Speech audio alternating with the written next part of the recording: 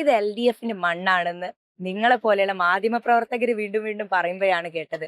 അല്ലാതെ അത്തരത്തിലുള്ള ഒരു വാദം എനിക്കില്ല. കാരണം സ്റ്റാറ്റിസ്റ്റിക്സ് ഒന്നും അത് തെളിയിക്കുന്നതല്ല. അത് വലിയ ക്യാമ്പയിന് വേണ്ട കാര്യമാണ് സൈബർ ബുള്ളിങ് എന്നുള്ളത്. സൈബർ ബുള്ളിങ് എന്ന് പറയുന്നതിനെ നിങ്ങൾ സൈബർ കാര്യമായിട്ട് കാണണ്ട. അതൊരു ഫിസിക്കൽ അറ്റാക്ക് കൂടിയാണ്, മെന്റൽ അറ്റാക്ക് കൂടിയാണ്.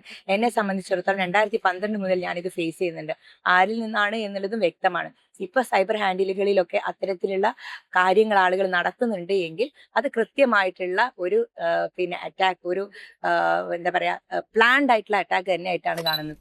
ഇടതുമുന്നണി 40 വർഷമായി തുടർച്ചയായി ജയിച്ചുകൊണ്ടിരിക്കുന്ന ഒരു മണ്ഡലത്താണ് മത്സരിച്ചുകൊണ്ടിരിക്കുന്നത്. കുറ്റിച്ചിറയിൽ നിന്നും ജയിച്ചതിന് ശേഷം പേരാമ്പ്രയിലേക്ക് എത്തുമ്പം എങ്ങനെയായിരുന്നു പേരാമ്പ്രയുടെ ഒരു വരവേൽപ്പ്? എനിക്ക് രണ്ട് സ്ഥലവും തമ്മിൽ വലിയ വ്യത്യാസമൊന്നും തോന്നിയിട്ടില്ല. ആളുകൾക്ക് അത് മനസ്സിലാവുമെന്ന് അറിയില്ല. ഒരു ജനപ്രതിനിധി എന്നുള്ള രൂപത്തിൽ എനിക്ക് ആളുകളെ വായിക്കാൻ പറ്റുന്നുണ്ട്. എനിക്ക് രണ്ട് സ്ഥലവും തമ്മിൽ യാതൊരു മാറ്റവും ഇല്ല. രണ്ടും കോഴിക്കോടാണ്. രണ്ടും സ്നേഹസമ്പന്നരായിട്ടുള്ള മനുഷ്യരുടെ നാടാണ്. വികസനത്തിന്റെ കാര്യത്തിൽ കുറെ വിമർശനങ്ങൾ വന്നത് കണ്ടു. LDFന്റെ കാര്യത്തിൽ ഇപ്പോൾ നിങ്ങൾ തന്നെ സോഷ്യൽ മീഡിയ വഴിയൊക്കെ പാലത്തിന്റെ കാര്യം, ഹോസ്പിറ്റലിന്റെ കാര്യം, സ്കൂളിന്റെ കാര്യമൊക്കെ പറഞ്ഞു.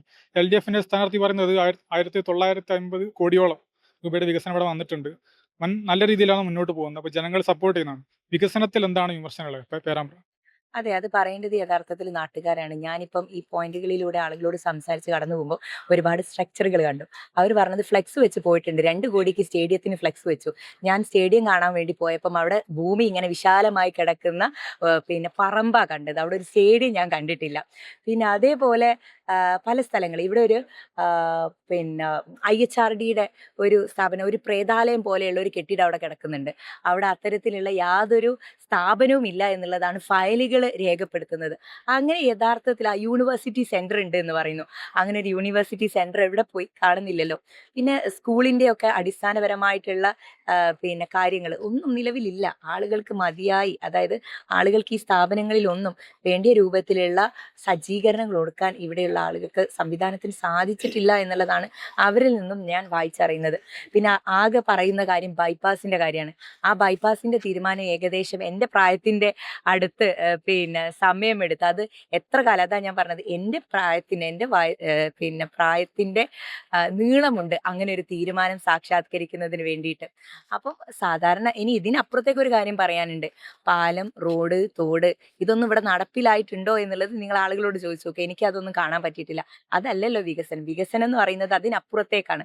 നാട്ടിലെ ആളുകൾക്ക് നൽകേണ്ടത് ഇതൊക്കെ ബേസിക് കാര്യങ്ങളാണ്. ഇതിനപ്പുറത്തേക്ക് എന്ത് എന്നുള്ളതാണ് ചോദ്യം.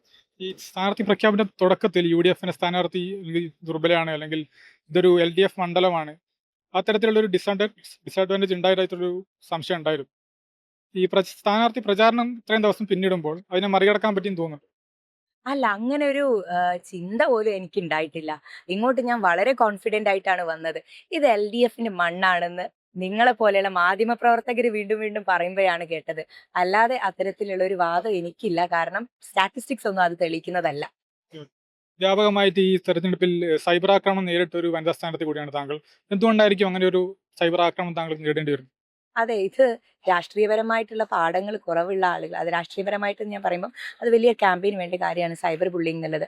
സൈബർ ബുള്ളിങ് എന്ന് പറയുന്നതിനെ നിങ്ങൾ സൈബർ കാര്യമായിട്ട് കാണണ്ട. അതൊരു ഫിസിക്കൽ അറ്റാക്ക് കൂടിയാണ്, മെന്റൽ അറ്റാക്ക് കൂടിയാണ്. എന്നെ സംബന്ധിച്ചിടത്തോളം 2012 മുതൽ ഞാനിത് ഫേസ് ചെയ്യുന്നുണ്ട്. ആരിൽ നിന്നാണ് എന്നുള്ളതും വ്യക്തമാണ്. ഇപ്പൊ സൈബർ ഹാൻഡിലുകളിലൊക്കെ അത്തരത്തിലുള്ള കാര്യങ്ങൾ ആളുകൾ നടത്തുന്നുണ്ട് എങ്കിൽ അത് കൃത്യമായിട്ടുള്ള ഒരു അറ്റാക്ക്, ഒരു എന്താ പറയാ, പ്ലാൻഡ് ആയിട്ടുള്ള അറ്റാക്ക് തന്നെ ആയിട്ടാണ് കാണുന്നത്.